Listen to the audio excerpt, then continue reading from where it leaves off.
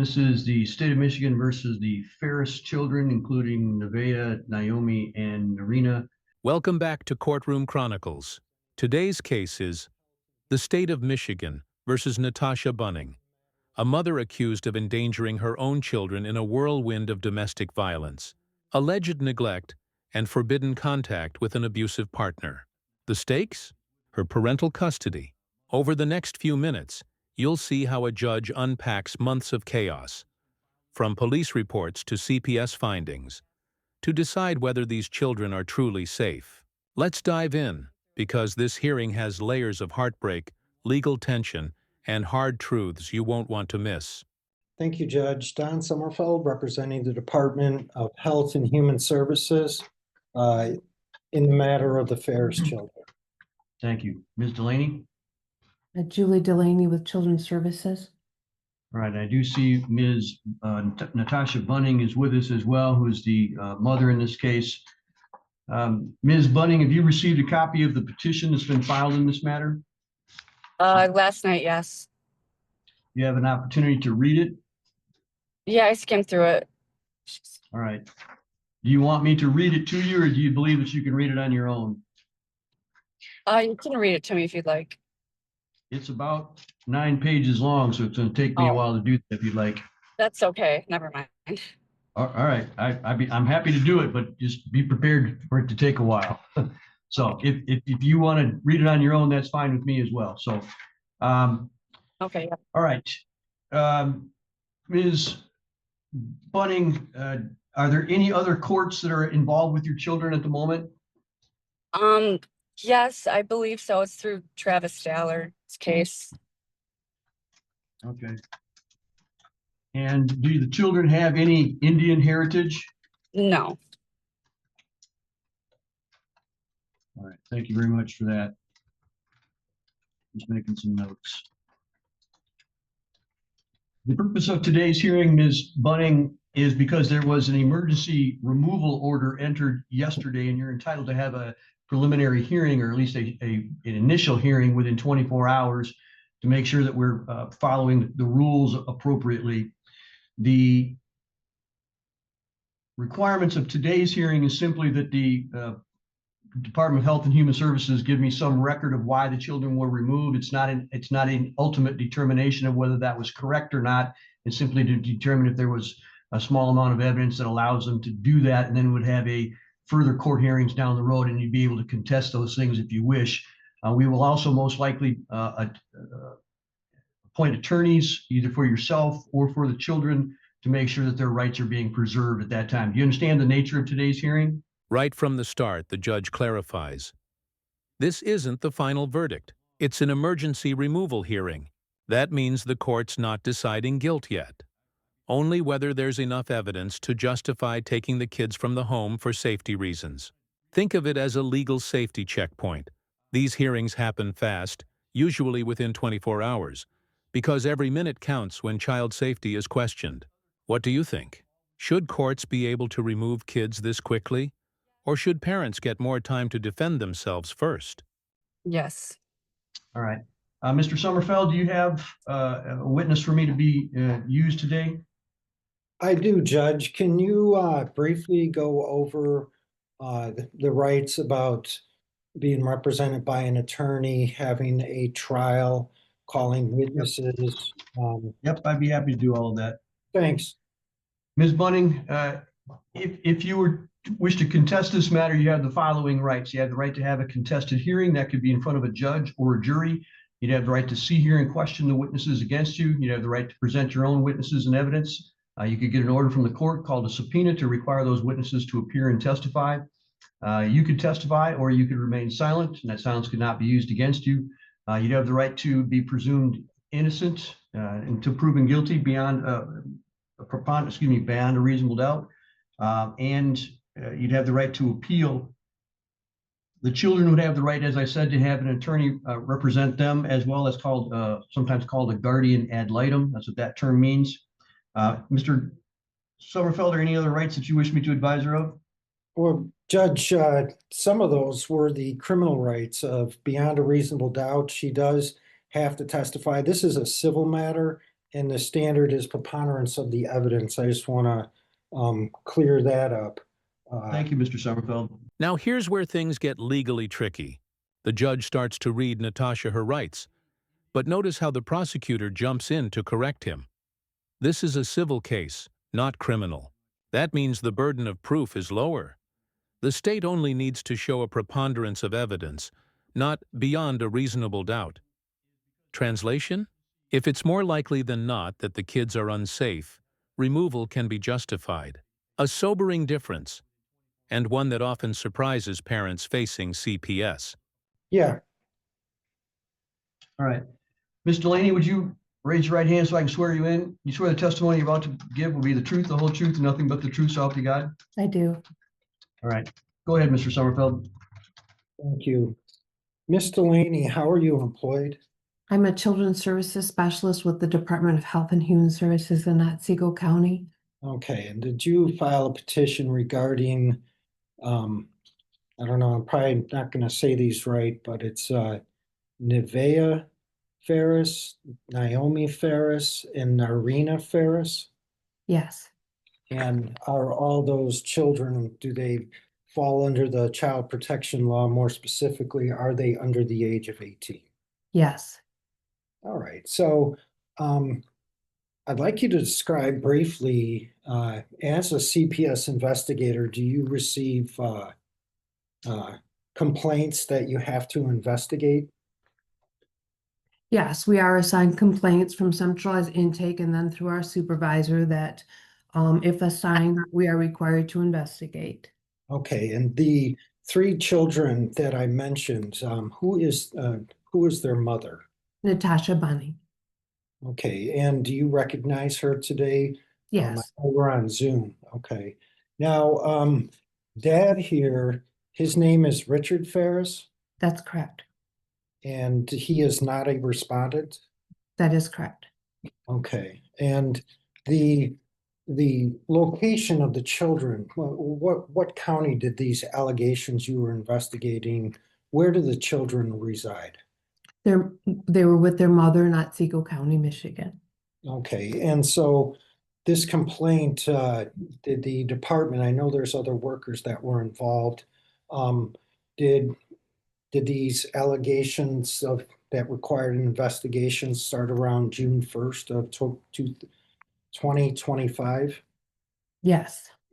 Okay, and what was the nature of the first complaint that you outlined in your petition for removal? It included allegations of domestic violence between Travis Stallard and Natasha Bunning, as well as an allegation of child abuse as Travis Stallard bit one of Natasha's children, Naomi, leaving a mark on her arm. Okay, when you say bit, is that like, with his teeth? That's my understanding. Okay, and did one of the department workers, were they able to view that alleged injury? Yes, a CPS investigator, Andrea Cervini, observed the injuries and took photos of the same. Okay, and so this, This is the first real gut punch. A child abuse allegation involving Travis Stallard, the mother's boyfriend, accused of biting an 11-year-old girl during an altercation. And CPS says they've got photos. That detail, biting, instantly changes how the court perceives risk. When physical harm is alleged, even if charges are pending, the Department of Health and Human Services tends to act fast. The emotional layer here? Naomi isn't just a victim in the file. She's a kid who now sees the justice system step into her home life. Should a parent's partner ever get a second chance after an allegation like this? the allegations of domestic violence and child abuse, uh, they involved the three children that I identified earlier. Yes. Okay, and so at that time, tell us about what did Ms. Cerveny do regarding those allegations that you've outlined? She forensically interviewed all three of the girls, as well as Ms. Bunning, I believe. Um, And ultimately, CPS open ongoing case was created. Okay, and the ongoing case, that's considered a Category 2 case? This was a Category 2 case, yes, with Travis Stallard as the perpetrator. Okay, and so this Travis Stallard, what is his relationship to the mother, Natasha Bunny? Up until last evening, the information that we had been receiving is that they were friends or people that hung out together. But last night, Natasha, when we were doing the removal, Natasha referred to him as her boyfriend. Okay, and so did that incident, that did that happen around June 1st of 2025? Yes. Okay, and did that incident also end up resulting in charges for Travis Stallard? Yes, and I want to clarify something. I apologize, Mr. Summerfield. I believe that it might have been May 31st. We might have received our allegations, but I believe the actual incident was May 31st. I apologize because Mr. Stallard was arrested for domestic violence at that time. Okay, and it was domestic violence. Who was the alleged victim? Natasha Bunning. Okay, and was there also charges of child abuse for Travis Stallard? Yes, the prosecutor's office amended the complaint on June 3rd and charged domestic violence second offense and child abuse fourth degree. Okay, and then the alleged victim for the child abuse was who? Naomi Ferris. Okay, did the court, upon arrest, did it have any type of provision regarding Travis Stallard having contact with Natasha Bunning and the children? Yes, I don't know exactly when, but I know that a no contact order was issued between Natasha Bunning and Travis Stallard. Okay. There was other allegations that were received on June 7th of 2025. Can you tell us what those were and who investigated that? Yes, the allegations indicated that Natasha had been yelling at everyone in the home. She chased Naomi down the street, and when they got home, she slapped Naomi in the face, and it was alleged she was drinking at that time, and that was investigated by Matthew Lawrence with our office. Here's where Natasha's situation starts unraveling further. Despite a no-contact order with Travis, she's accused of yelling at her children, slapping one in the face, and drinking heavily. These aren't minor infractions. When substance use and violence combine in a CPS report, judges see a pattern, instability, and risk. The state doesn't need a perfect parent, but it does require a safe one. And right now, Natasha's choices are making that a tough case to argue. Okay, and according to your petition on page 7, the you came up with a plan for these ongoing services to prevent removal? Yes, in conjunction with Mr. Lawrence. And what were some of the things that mom was supposed to do to kind of like ward off filing a removal petition of the children? Participate in the Families First program, which she did successfully. Naomi is exhibiting some mental health and behavioral problems, so she was supposed to be attending counseling at Community Mental Health. There's a separate incident involving Naomi and another young child, and for that reason, Naomi was interviewed at the Child Assessment Center very recently. The department made arrangements for Naomi to have a substance abuse assessment because alcohol is an issue in this matter. She had indicated to Mr. Lawrence that she'd been drinking, and sometimes she doesn't make the best decisions when she's been drinking. And then, of course, to follow the court's order is to no contact with Travis Stallard. Okay, and then a third complaint was on or about September 27th of 25. Are you familiar with that? Yes. This is the one, as this case went on, we had Andrea Servney, we had Matthew Lawrence. Did you start addressing this case as the ongoing CPS worker for Otsego County? Some of the allegations that we received, I was addressing through the ongoing case. However, The September 27th, 25 allegations were actually assigned as a new investigation, and I conducted that investigation. Okay, and tell us what was alleged in that on the September 27th of 2025. Why did you have to conduct another investigation regarding mom? And was it the same three children? Yes, it's been consistently the same three children, and the allegations included that Natasha was leaving the children home alone to be with Travis Stollard, that the children were hungry and there was no food in the home, that she was not supposed to be around Travis due to criminal charges with him against Naomi.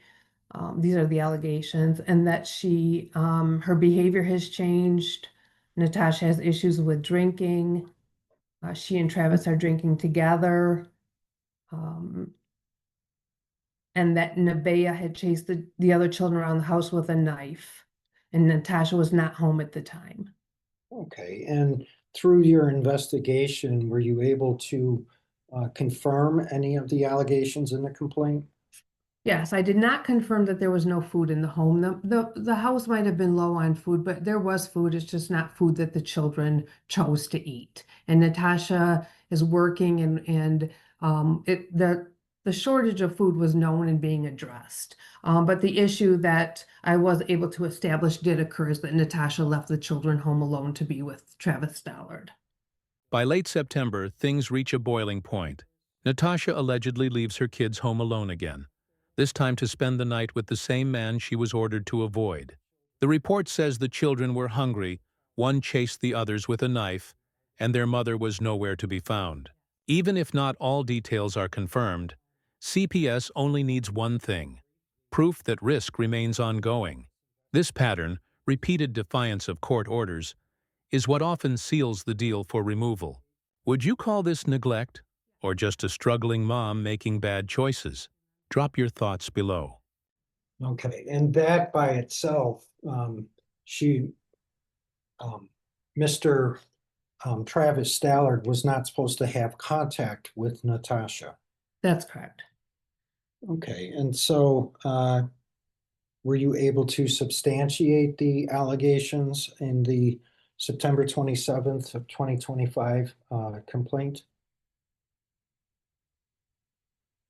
Initially, I was not going to substantiate the allegations because although it's the department's opinion that Natasha should not be having contact with Travis Stollard, that in and of itself was not sufficient, but additional allegations came in, and so the case was substantiated.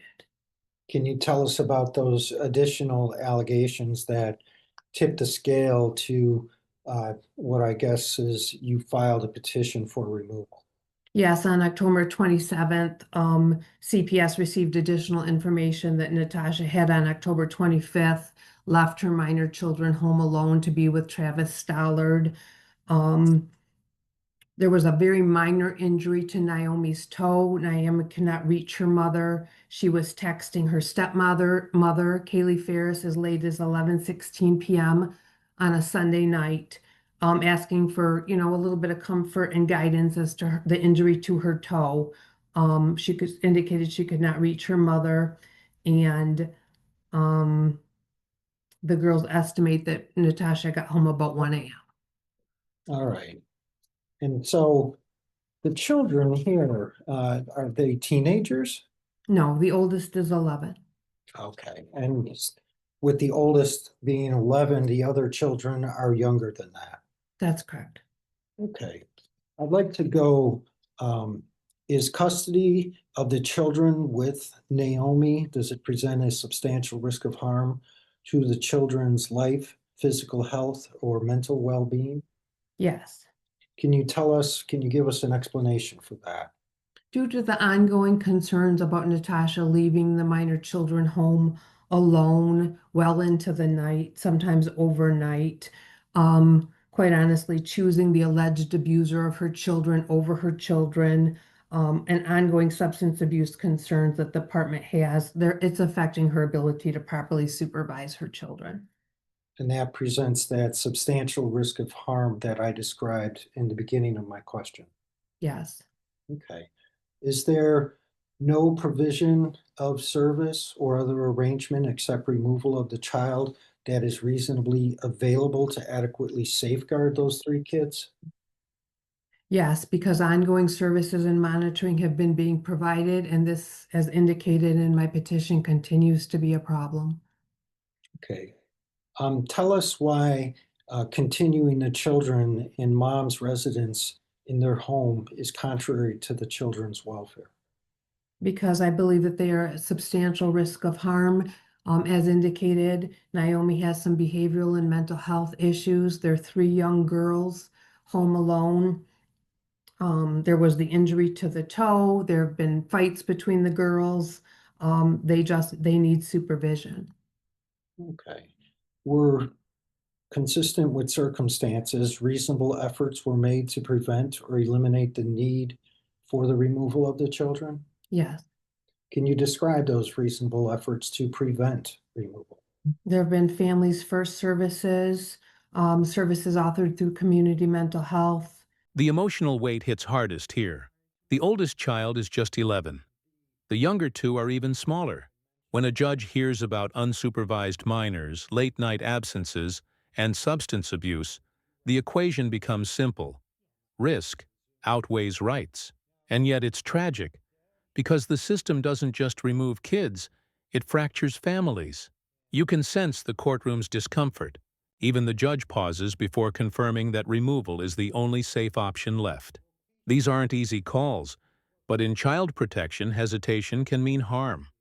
Numerous CPS investigations, the open ongoing CPS case, goodwill vouchers, and referrals to Women's Resource Center, as well as court intervention through the criminal matter.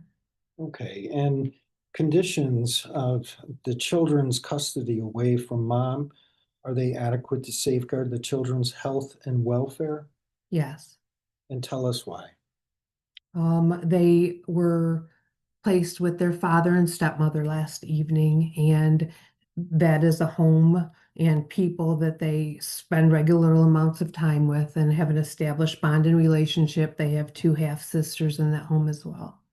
Okay, so in that home, the children will be supervised and there's been no identified safety issues like were identified in Natasha's Bunning's home. That's correct. All right. Judge, I have nothing else, Judge. All right. Ms. Bunning, do you have any questions for this witness? I don't have any questions, but I mean, I have a comment.